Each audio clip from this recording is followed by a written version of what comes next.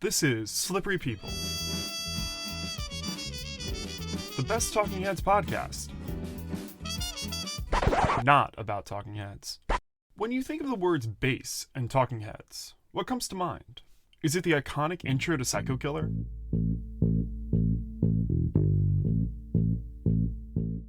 The repetitive and hypnotic pulse of Once in a Lifetime?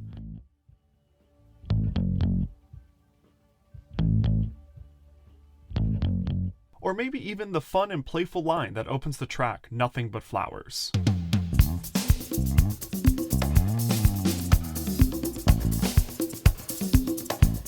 These are the bass lines of the legendary Tina Weymouth. They're playful and engaging, with a simplicity that allows them to fit incredibly well in a variety of genres.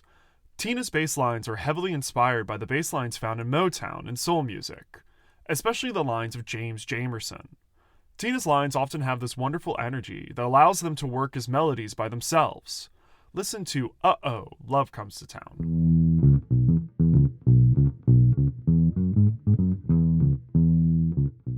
But something you might not think of when it comes to bass and Talking Heads is slapping, a percussive way of playing the bass that involves hitting the strings with the side of your thumb. It gives the sound this great bite. Take a listen to Larry Graham, a slap pioneer who is often credited with the invention of the technique.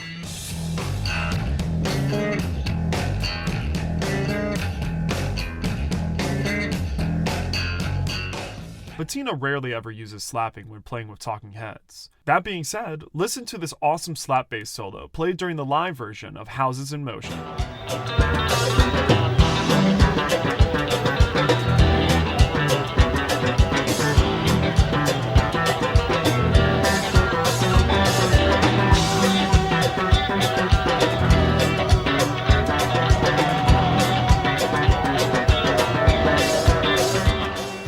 The solo is wild, it's flashy, fat, and funky, so you won't be surprised to know that it's not Tina on bass, but rather touring bassist Michael Busta Jones, who for this series we'll simply call Busta. Busta was brought on tour with Talking Heads because they felt their studio sound would be impossible to replicate with just the 4 core members of the band. So starting in 1980 with the tour for the band's 4th album, Remain in Light, the live lineup would consist of at least 9 musicians. That's approaching ska band sizes. This new band would generate a wall of sound night after night, slowly changing the band's sound from their art rock and new wave roots to something much more funky and groovy, heavily influencing the band's following album, Speaking in Tongues.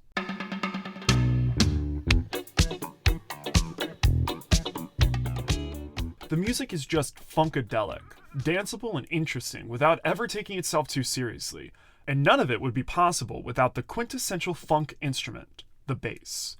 But to misquote David Byrne a little, how did we get here? Who was this bassist that showed the band how to funk alongside the other touring musicians? Who brought slapping bass to new wave art pop? Who was Busta Jones? This has been Slippery People Pod, the best Talking Heads podcast, not about Talking Heads. This teaser was made by me, Calvin Crunkleton, but you can call me Slippery Dude. Special thanks to TMM, who wrote the songs Wooden Funk and Pop-Tart Fire, which I used in this episode. Also special thanks for this episode goes to JP and MT. To find out more about this podcast, as well as contact information, you can visit me over at slipperypeoplepod.com. That's SLIPPERYPEOPLEPOD.com. Thanks.